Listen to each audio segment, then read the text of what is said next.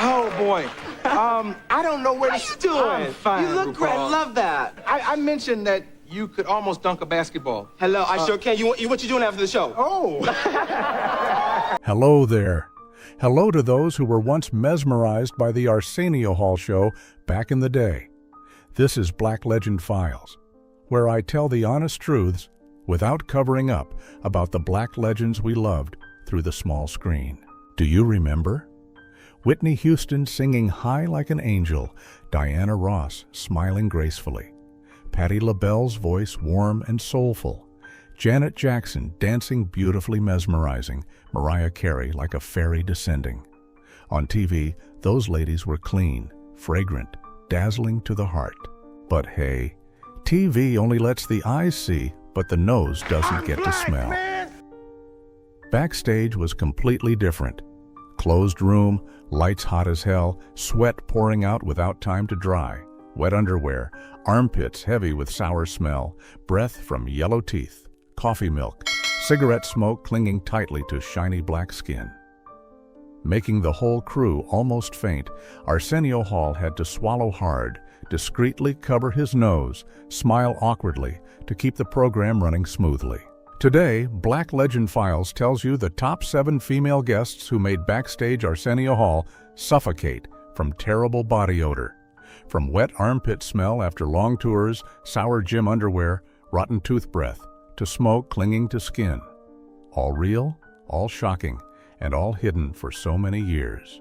But wait a minute, the #1 position is the biggest shock. This last name, oh my God, no one could imagine a stage queen bringing a smell to the point where Arsenio almost ran away. The crew had to replace the chair immediately, open the door all the way. Even someone really vomited because they couldn't stand it.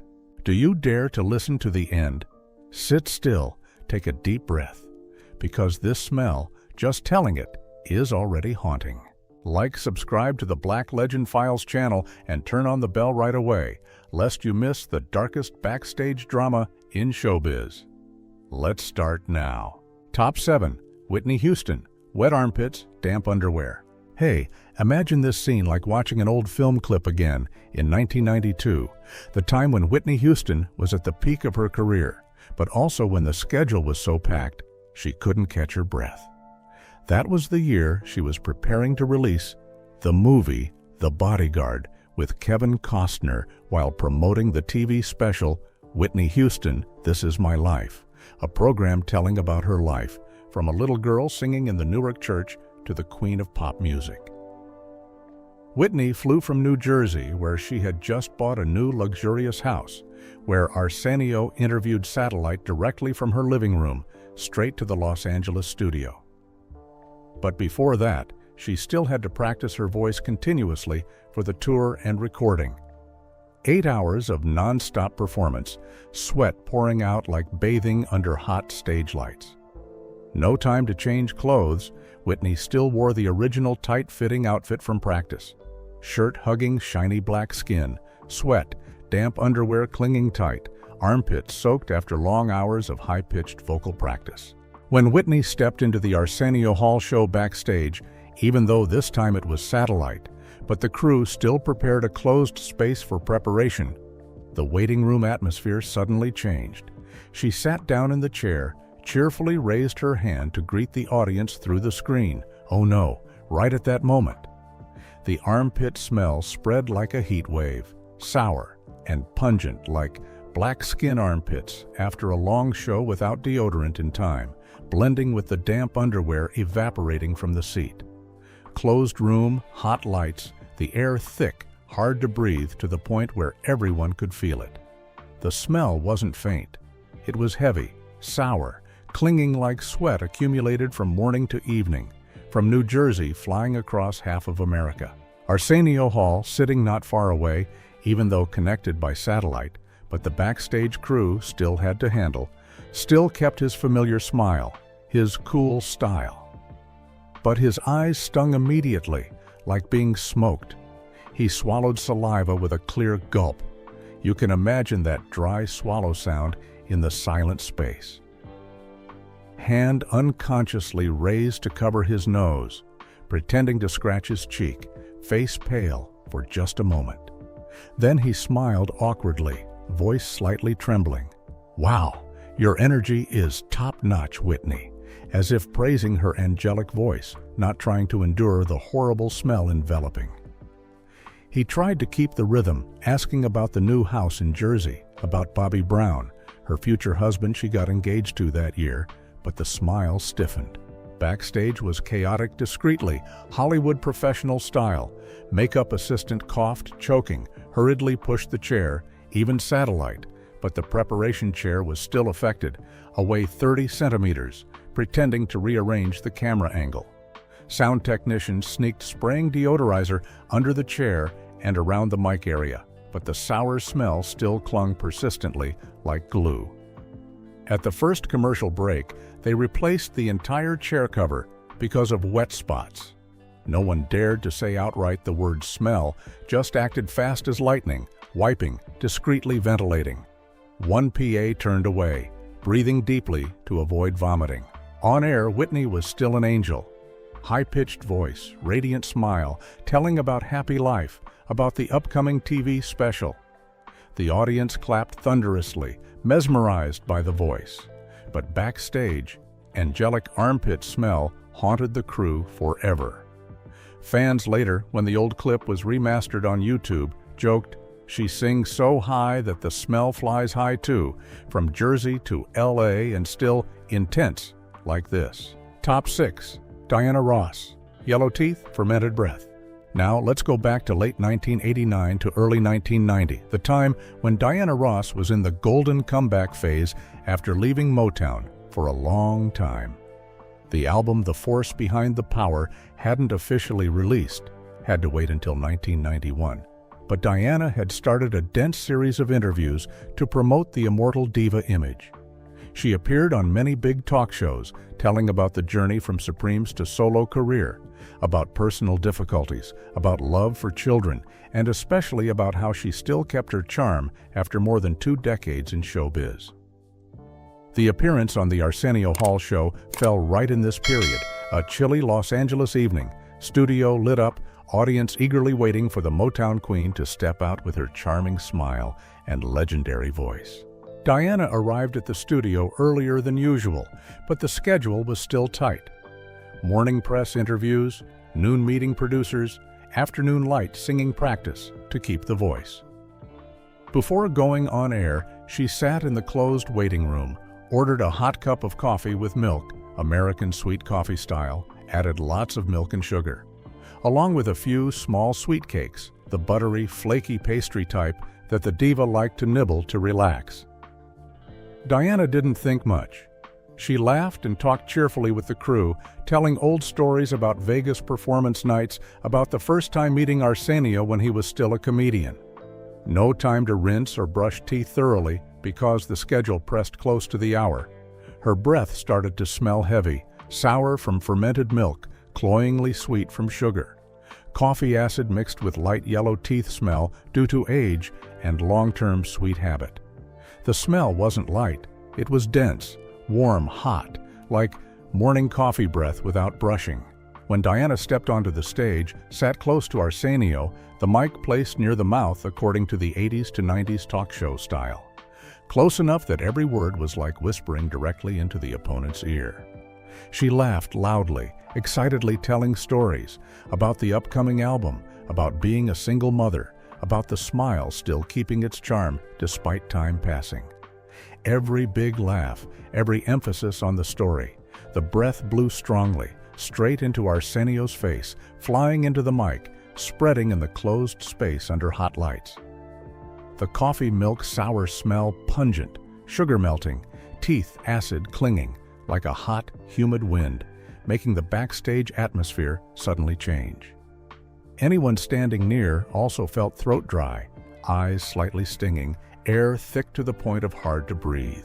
Arsenio Hall, with his familiar professional smile, tried to keep the rhythm. He nodded, asked more about Supremes, about the hit, Ain't No Mountain High Enough. But you can't imagine. His face gradually twisted, eyes closed tightly for a short second, as if couldn't stand that breath wave. He turned his head lightly, pretending to look at the clapping audience, then right hand gently pushed the mint candy dish towards Diana. "Try this, it's really good." Voice a bit higher than normal, clearly trying to salvage the situation without offending the legendary guest. Arsenio's smile still held, but nose flaring, he discreetly breathed through his mouth, trying to focus on the story. Backstage crew acted fast as lightning, according to Hollywood's silent professional style. Production assistant sneaked adding more mint dish on the table without saying a word, pretending preparing drinking water. Sound technician lowered mic level urgently to reduce breath sound, avoiding capturing the smell through the speaker. Another technician wiped the mic grill with deodorizing cloth quickly in a short break, but the smell still clung persistently, spreading from mic to space. A young PA standing behind the curtain turned away, held breath so long that face flushed red, then quietly stepped out to the hallway to breathe fresh air. No one dared to say outright, "heavy breath smell," just acted silently, keeping the show running smoothly. On air television, Diana Ross was still the absolutely charming diva. Graceful smile, warm emotional voice, telling her life story, making the audience mesmerized. She looked perfect, full of vitality, like the Golden Supremes era.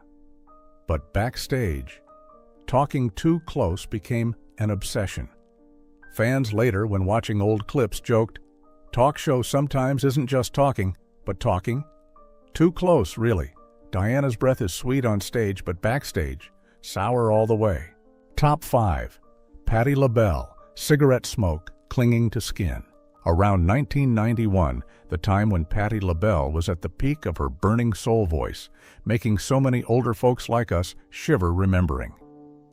Back then, Patti just released the album Burnin', a soul masterpiece with hits Somebody Loves You Baby and Feels Like Another One, helping her win Grammy for Best Female R&B Vocal Performance and becoming an icon of black women's strength in music.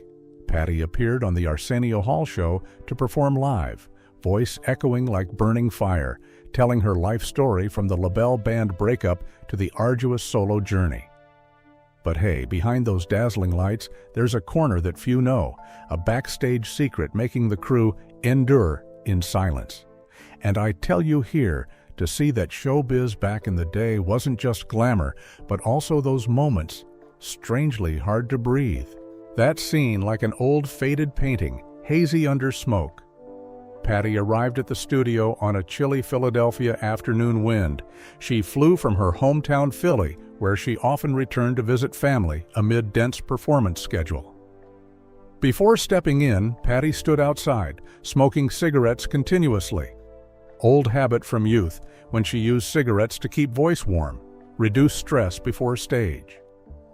The smoke wrapped around her shiny black skin, soaked into silk clothes, clung tight to curly styled hair, and especially the wet armpit sweat after long flight. Old cigarette smell, acrid, bitter, sharp, mixed with armpit sweat, creating a black skin smoke oven. Sour pungent, heavy, like charcoal kitchen smoke back in the day at Philly home, but denser, more persistent, making anyone near feel throat dry hoarse, eyes stinging. When Patti stepped into the closed waiting room, took off her coat to prepare performance outfit, oh no, the smell exploded like a smoke bomb. Old smoke spread, blended with wet armpit smoke, turning air into thick cloud, tar-like, making hot lights even more intensify the smell, rising fiercely, clinging to walls, to chairs, to everyone's breath. Patti still smiled radiantly, telling fun stories about Grammy win, about her fiery life, but the crew silently endured. Arsenio Hall sat opposite, took a deep breath to stay calm, but then coughed lightly continuously, face slightly twisted. He smiled awkwardly, voice slightly off. "Sister Patti, you brought the whole Philadelphia air in here."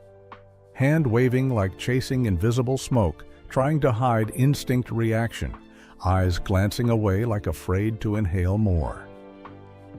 His heart at that moment surely was confused, loving Patti like a legend, But that skin-clinging smoke smell made him remember those smoky bar nights in youth. Now too much to bear. Backstage at that time, like a silent battle.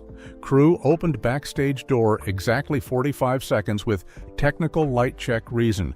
Wind rushing in, making papers fly scattered, but enough to push some acrid smoke out. They replaced chair fabric cover immediately because smell clung like glue, couldn't wipe clean.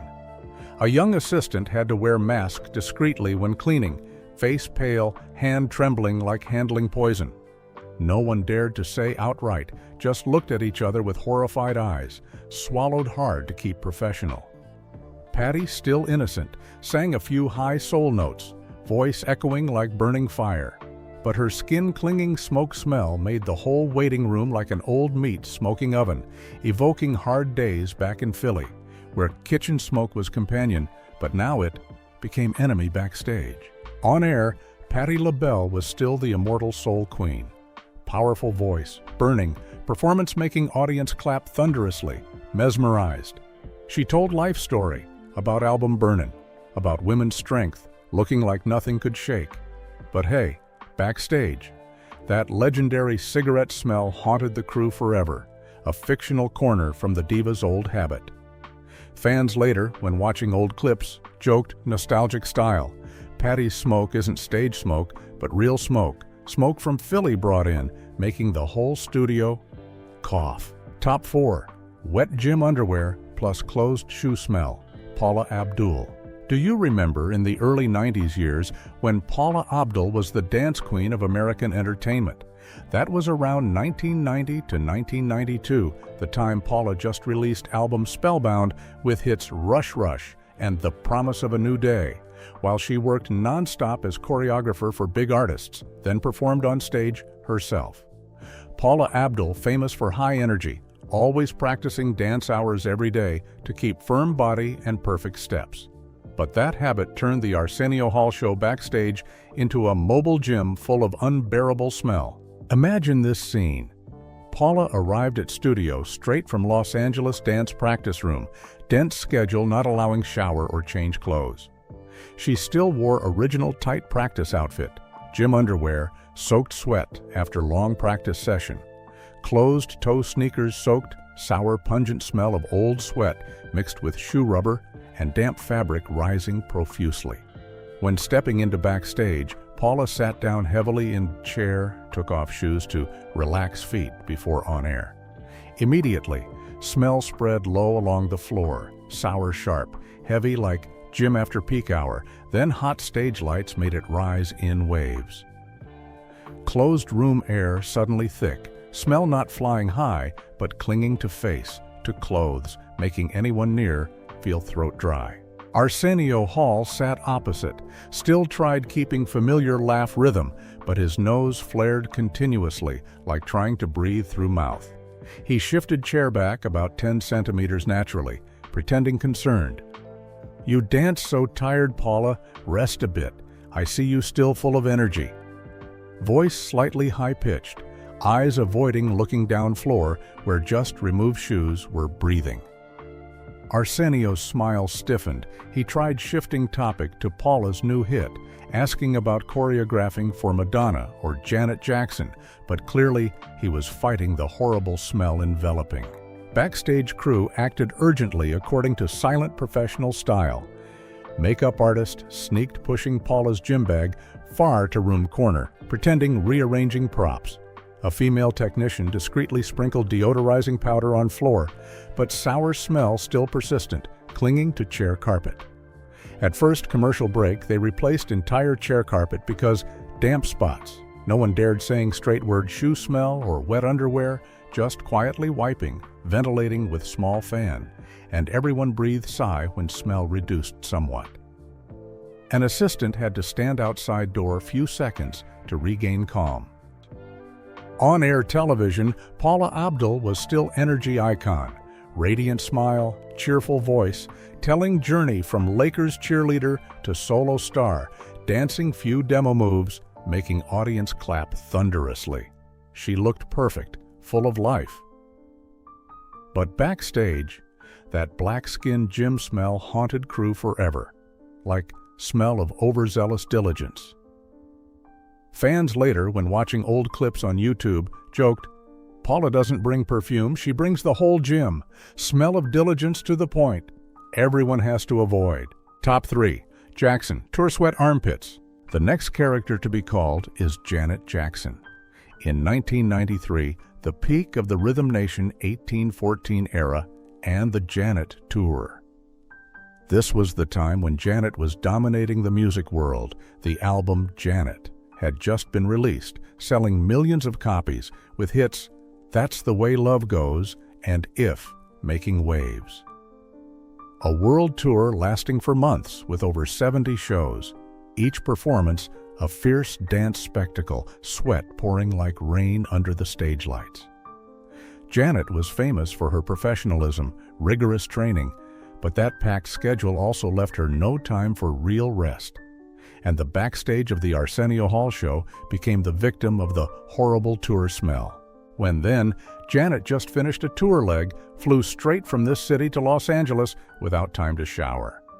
Tour underwear, soaked sweat accumulated many days, armpits soaked through tight black shiny shirt layer, pungent sour smell like armpits after 3 consecutive shows without deodorant.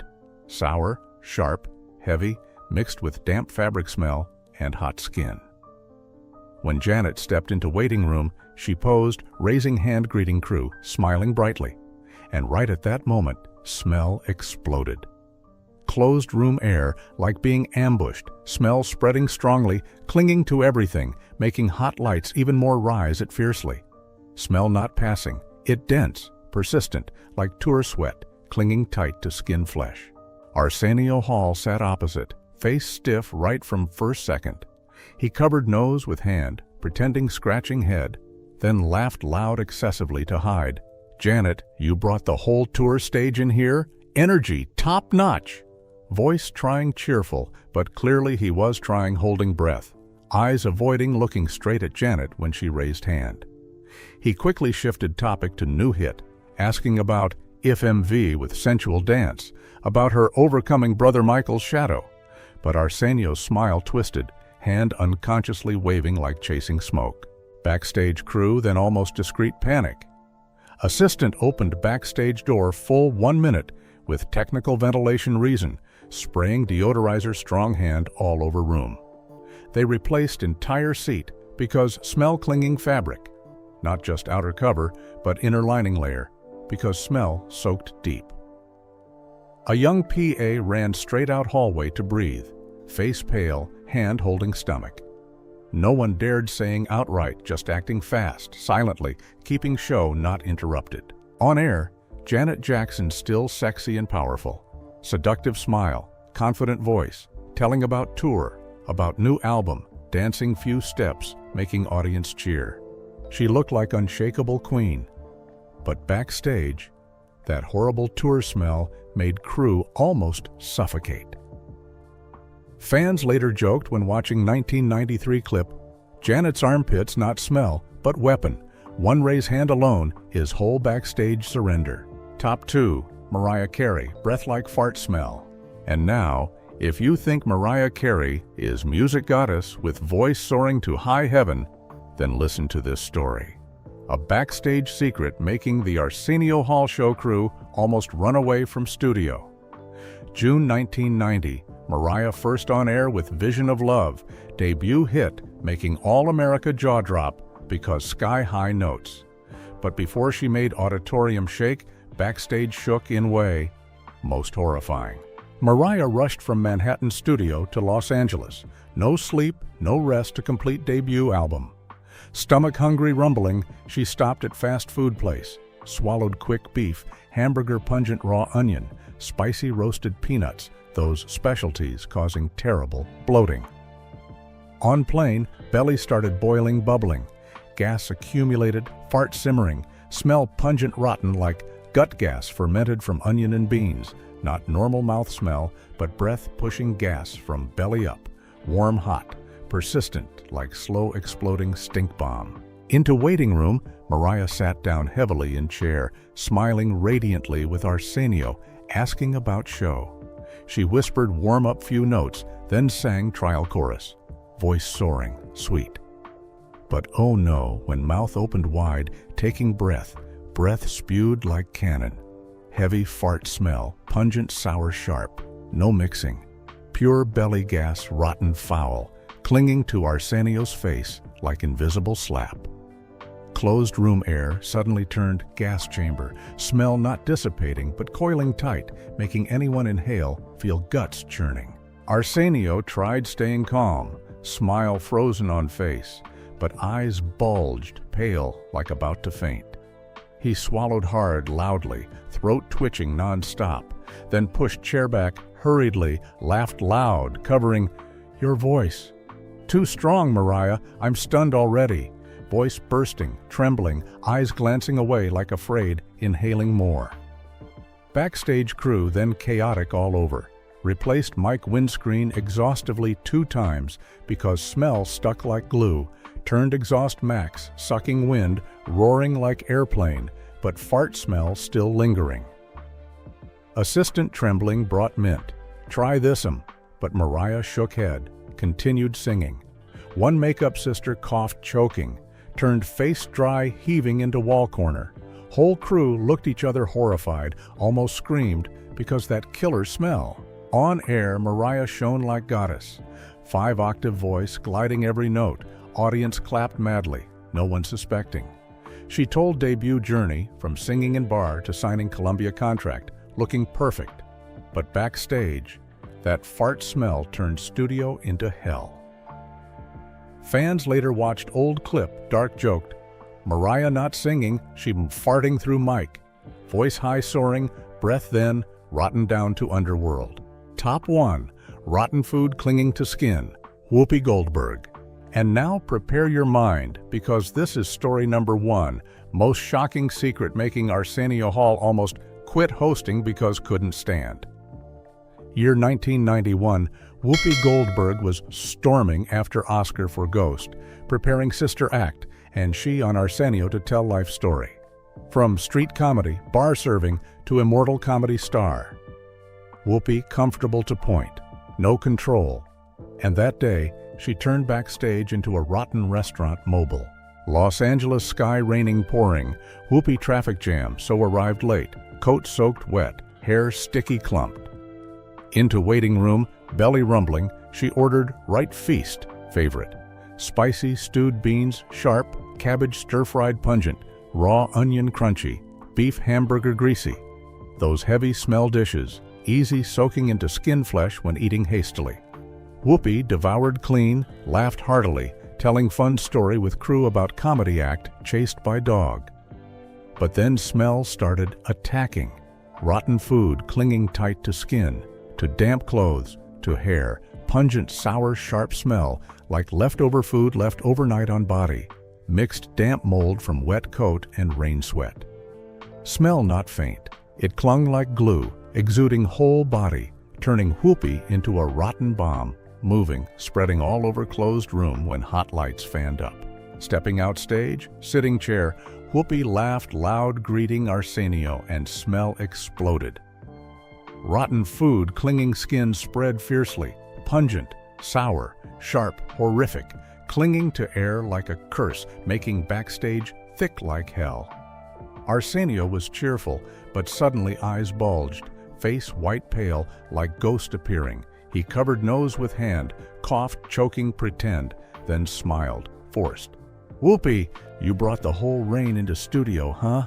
Smell, so fresh, sis." Voice trembling violently, tried humorous but almost vomited on spot, eyes red teary, avoiding looking. Backstage crew then shattered.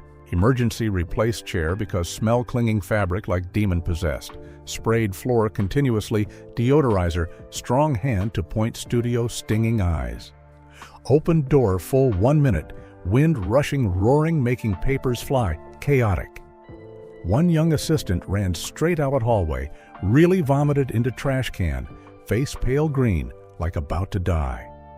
The rest used cloth cover nose discreetly, stood huddled panting, almost screamed because that killer smell. No one dared speaking up, just salvaged in horrified silence. On air, Whoopi still comedy queen, telling life story full laughter, teasing Arsenio making audience roll over. She looked natural, humorous, no one matched. But backstage, that rotten food clinging skin smell turned studio into eternal nightmare. Fans later dark joked, "Whoopi no need acting, her smell already enough comedy. One smile alone is whole backstage, vomiting tears." So we have together flipped through the old pages of the Arsenio Hall Show, where black female legends like Whitney, Diana, Patti, Paula, Janet, Mariah, and Whoopi once stepped out under dazzling lights, voices echoing, smiles shining, making so many hearts vibrate. But hey, behind those glamour moments are backstage corners that time deliberately covered. Whitney's wet armpit smell after long tours, Diana's pungent coffee milk sour breath in close interviews, Paula's sour gym underwear from practice room, Janet's horrible tour armpits, Patti's acrid cigarette smoke, clinging skin, Mariah's pungent fart breath from tired recording nights, and Whoopi's damp mold-rotten food, clinging skin under Los Angeles rain. Those smells, not just body odors. They are the poignant pains of artist life, of dense schedules without time to breathe, of sweat, tears, and silent sacrifices to keep smiles on screen. Arsenio Hall and crew back then had to swallow hard, cover noses, smile awkwardly, act in the dark to keep show running. No complaints, just full, poignant professionalism. Hey, telling these secrets, my heart also aches much. Not to judge, but to remind that showbiz, then and now, still so glossy surface hiding so many human sufferings. Those divas, now legends, but backstage smells, still haunting like an unfading sadness, like our youth memories, beautiful yet full of bitterness. Do you see number one position as poignant as I told? Or which smell makes you remember most poignant if had to witness? Comment below, share. Okay, I read all to reminisce together. Don't forget, like, subscribe Black Legend Files channel and turn on bell, because old backstage drama, sometimes more poignant than present. Thank you for accompanying to the end. See you again in mixed, sad, happy stories of showbiz. Wish you a peaceful day, no haunting.